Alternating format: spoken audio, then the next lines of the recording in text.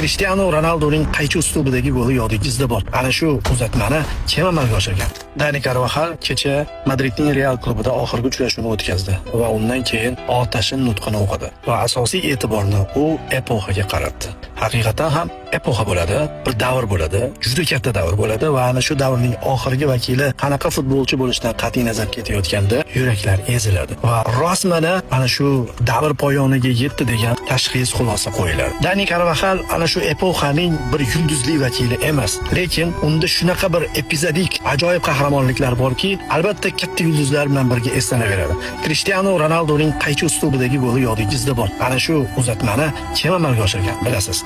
Xuddi Busquets to'pni shundoq dumalatib berib Messi mashhur golini urgani kabi Ronaldoning goli namoyish etilayotgan paytda Carvajalning uzatmasi yodga tushaveradi.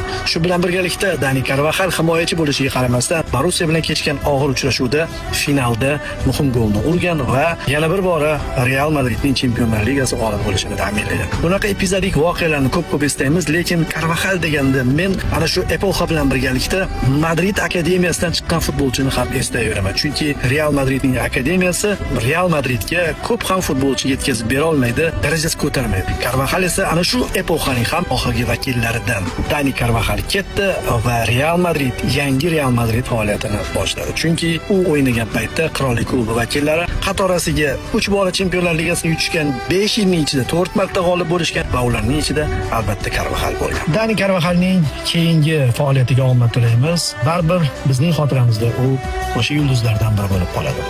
Rahmat hammasi uchun.